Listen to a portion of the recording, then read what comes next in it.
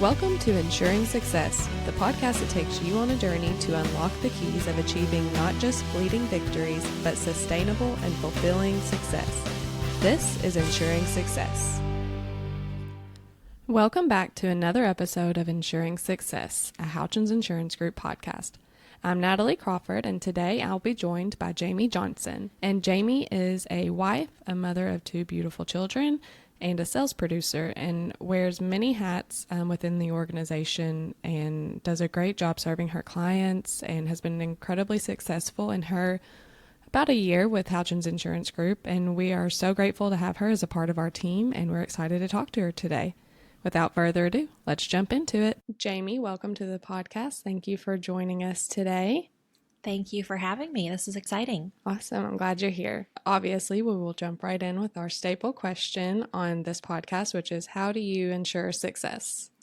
So for me, I define success as really making progress towards a goal that you've set for yourself. Mm-hmm. And the way that I ensure that really is through routine, organization, having good communication, right? I think success is different for life versus professional. And so when you think about, life success, the communication is important because for me, I need that communication with my husband to make sure that we're on the same page for our family. Right.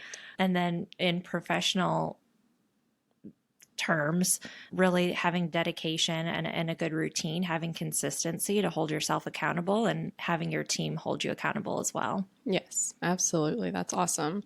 Okay, so can you share a little bit about your background and then your role at Houchins Insurance Group and how you got to Houchins Insurance Group? Yes. So for 10 years, I was a human capital management consultant for a large Fortune 500 company. So I worked with small, mid-size, and large businesses to really just make sure that they're maximizing the ROI on their human capital, right? Yeah. Employees are a company's largest expense. And so I really worked on strategizing ways to engage, retain employees in those organizations, mostly around HR and benefits. So in working with Houchins in my previous role, I became very close with a lot of the producers here. And so it kind of felt like a natural progression to come over here and really focus more just on the benefit side because that's kind of where my passion is. Right. That sounds nerdy, but I love insurance. It's like a big puzzle and there's so many different moving pieces. So trying to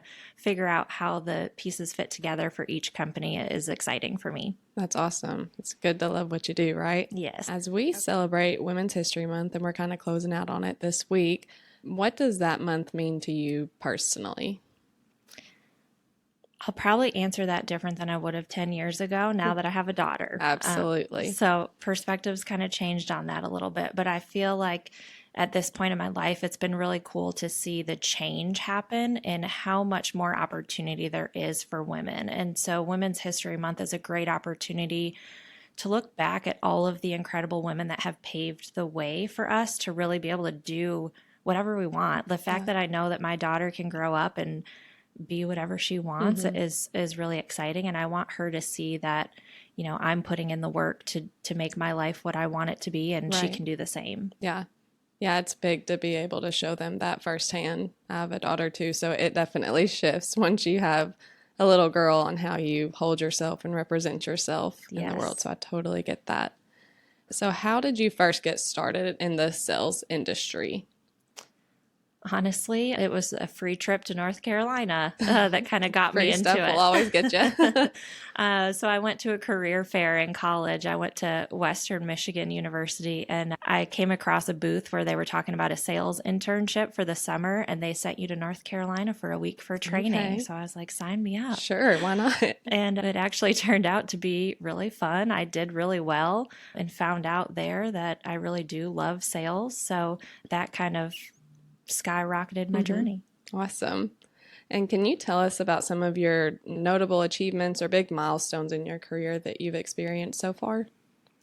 Yeah, I'd say the biggest notable moment for me is more of like my biggest aha moment in sales. Awesome. And that was, I don't know, maybe 6-7 years ago.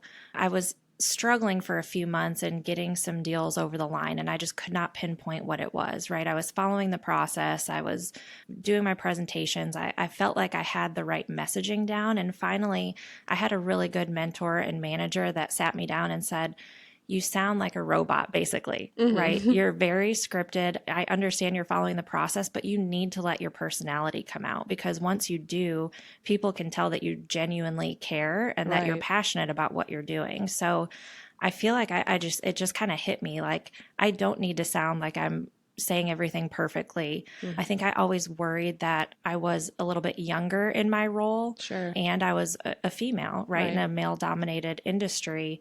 And so I always wanted to make sure I was saying the right thing and doing the right thing, because I didn't want to come across as ignorant or too young for the position. So once I realized I can just be myself and let my personality come through, Right. I think that just it had a ripple effect, and I saw a lot of success after that. Absolutely. And, talking about personality and just personal life in general, balancing a career like sales where you're kind of on call 24/7 for your clients and, for the people you're working with in the office, that can be a lot. And especially, I know you have 2 children. Yes. What does that look like? How do you manage to juggle, both professional and personal and show up to both every day? I'm still figuring that out every day, I think. I don't think there's a magic potion to figure that out. Yeah. But I've been doing a lot of networking with women organizations lately. And I had an opportunity a couple weeks ago to go to an event where they had 40 plus women mentors in one room. And it was kind of like a speed networking. Okay. And I got some really good advice there that I've been trying to live by. I know it's only been a couple of weeks, but it's really stuck with me. And one of it is focusing on work-life integration rather than balance. Okay. Because I think balance, she made a good point, and it's really hard to achieve. You're always tipping the scale one way or the other. Sure. Where when you have work-life integration, you're kind of just blending your two worlds together so that you don't feel like you're picking and choosing one side. So like an example, when my daughter's off of school, bringing her into work with me and letting her see me do my job. And, I think that kind of does a couple of things. One, it lets me still be productive that day, but it also lets her see this is what mom does. This is why, she can't always be at school events or field trips because she's working. And then another thing is, one of the suggestions they said is throw away the comparisons. I think social media has made it so easy for us to feel like we're failing as a mom. Yeah. Right? There's so much mom guilt. Yes. So I decided that it's time for me to decide what my family life looks like. It doesn't mean I have a 3-course meal on the table at the end of every day, right? Chicken nuggets are okay once in a while, or For sure multiple days a week. And really just, deciding what success for my family looks like. And that might be different than somebody that, stays at home or has a part-time job or, has a job where they can leave it at the door and they don't bring it home. Right. So I've really just been trying to focus on that and making sure that, we're healthy, happy, and, have meaningful relationships. What awesome advice to receive and be able to put that into play, so seamlessly. And I know some days it doesn't feel, but that's awesome to be able to have that and take that into your life, and the way your daughter's going to see that from you too, and how she'll have, a family one day and be able to do that same thing. Yeah, so that's absolutely. awesome. Yeah, I hope it helps her to, really pave her own path and decide what she wants to do. Right. Yes. And that comparison can get to a lot of us, in a personal world with social media, but also in a professional world, especially in a role like sales where your numbers are constantly, what you're looking at and how successful you are. What has been one of the biggest challenges you've faced as a woman, like you mentioned, in a predominantly male-dominated field like sales? So I'll tell a story that Please. It's been a few years, but it still shocks me to this day that this happened. So there was a partner company that I was working with, and they were very hesitant to introduce me to some of their clients. And it came about that they said, some of these older men that are running these companies may not take, a bleach blonde young woman seriously. And it really took me aback. And I just couldn't believe that those words even came out of his mouth. So, I kind of just laughed it off and moved on and kind of ended the conversation. But at the end of the day, I was like, I don't want to work with somebody like that. Right. And so I really didn't continue with that partnership. And it was nice to have, management and my company be on board and support me with that decision. And, they were happy to reassign that to somebody else. But it's just crazy to me that people can still have that mentality. Right. And so, again, I try to just reassure myself that I am where I am today because I am knowledgeable about the topic, right? I'm passionate about what I do. And people usually bring me into a conversation because I know more about that topic than they do. So I think I just have to keep telling myself that, keep that confidence and know that you are doing the right thing. Right. That's difficult to be told that, especially when you do have the knowledge base that you have and how well you carry yourself and that, but to not be given that opportunity to step into that space. But for you to be able to say, I'm just going to remove myself from the situation if that's, the outlook we're going to have going into it. I think that's a good boundary to have for yourself. So we talked about work-life balance and work-life integration is what we're reaching for. Yes. Less balance, more integration. Has there been anything in particular that has worked for you as far as managing your busy schedule that maybe you would share with somebody else that's worked for you and your family? Obviously, every family is different, but has there been something that's really worked, for you and your husband on that communication piece? Sometimes I feel like I treat my husband as another colleague because I send him a lot of calendar invites. Yes, we love a shared calendar. Yes, I live and breathe by my calendar. So I think just preparation, it sounds like common sense, but if I can have a really good productive Sunday preparing for my week, I tend to have a really good week. Our whole family does because, the activities are laid out, the meals are planned out, which isn't always feasible. But as much as you can prepare and again, communicate, I think that's really helpful. Right. I've also kind of tried to set guidelines for myself where I'm not committing to too many after hours events. Right. Which at first was hard for me because I didn't want it, just because I'm a woman and a mother, I didn't want to pass up networking opportunities where I feel like maybe some of my competitors will be there because they don't have the same responsibilities. Right. But again, one of those mentors I got to meet made a really good point that I have to take advantage of those opportunities. I may not meet somebody at a networking event, a happy hour, or a dinner, but I could meet somebody else at soccer practice or dance practice. Absolutely. So it's just looking at things in a different perspective. Right. I know you do take time during your day to attend networking events like the one that you've been mentioning where you were able to meet those mentors and that you were looking to make that positive impact on your colleagues and clients and community. What are some of the events or just networks that you've been able to, where you feel like you have made that positive impact here in the Louisville community?